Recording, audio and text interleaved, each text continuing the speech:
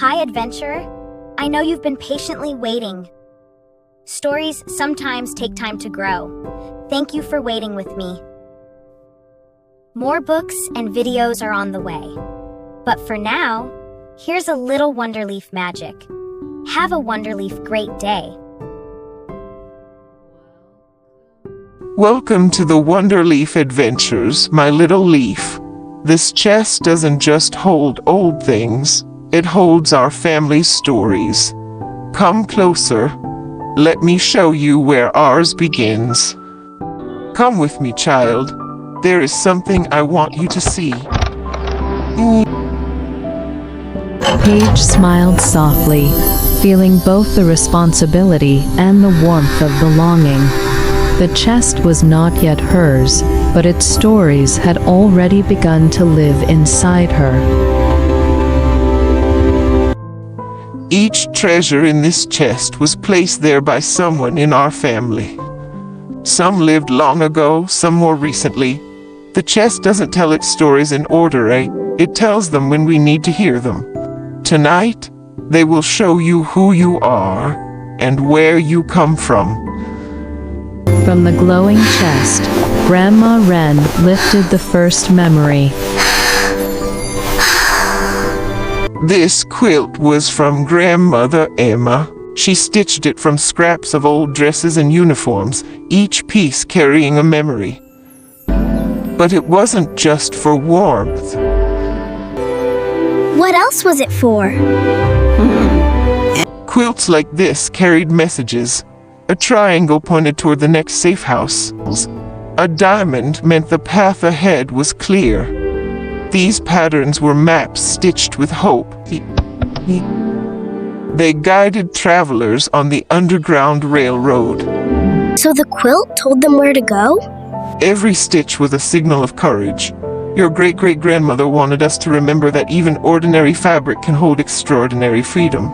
Grandma Wren set her pack aside and reached once more into the chest, where another memory was waiting to be found.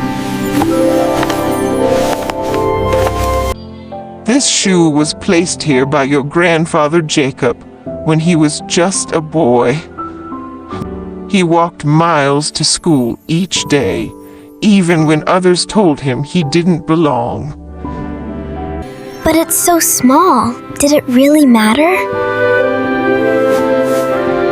Every step matters. Children marched in protests, walked into classrooms that had been closed to them, and carried courage in their feet.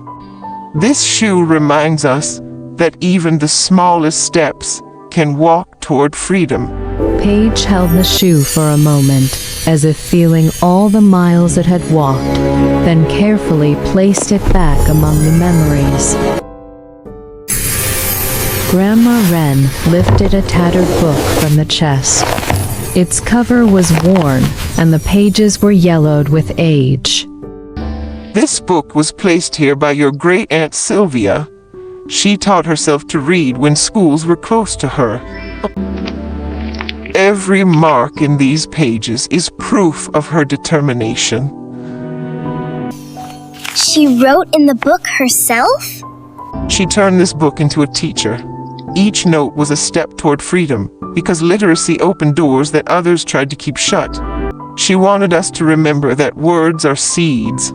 When you plant them in your mind, they grow into futures. Paige held the book close, imagining herself writing her own notes in the margins, adding her voice to the story.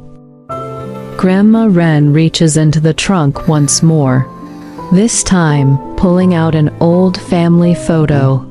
This photograph was placed here by your great-grandfather Dell. That's him there, standing next to your great-grandmother Clara. Beside them are their children, James, Ruth, little Anna, and baby David. Back then, photographs were expensive. Families often saved for years to afford just one. When the day finally came, they dressed in their best clothes, stood tall, and looked straight into the camera. For Black families, a photograph was more than a picture. It was proof of existence, pride, and resistance. We come from Ruth's line. Ruth grew up strong and determined. She raised children who carried her courage forward. Grandma Wren reached in and removed a very large old book. This is the Keeper's Journal. It isn't WonderLeaf. Each family has their own WonderLeaf, and each one chooses its own guardian. But this journal, this one watches over the guardians in our family line. It holds their stories.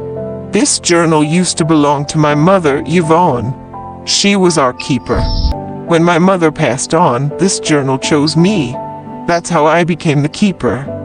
And when I became keeper, WonderLeaf had to choose someone new. It chose you. In many families, all over the world, each protecting their own stories, each keeping their own light. I'm not the only one, Grandma. No, child, you are not the only one. There are many guardians and many keepers. Grandma Wren placed the keeper's journal back into the chest and closed the lid with care. The wooden box gave a soft sigh, as if it were resting after sharing its stories. These treasures are not yours to keep just yet. The chest holds the weight of our family's understanding comes before keeping. That way, when the time is right, you will already know how to carry them with care. Tonight, it has only opened to show you who you are and where you come from. So one day, it will be mine? Yes, one day, when the time is right, the chest will pass to you. But for now, it is enough that you know its stories. Paige smiled softly, feeling both the responsibility and the warmth of belonging. The chest was not yet hers, but its stories had already begun to live inside her.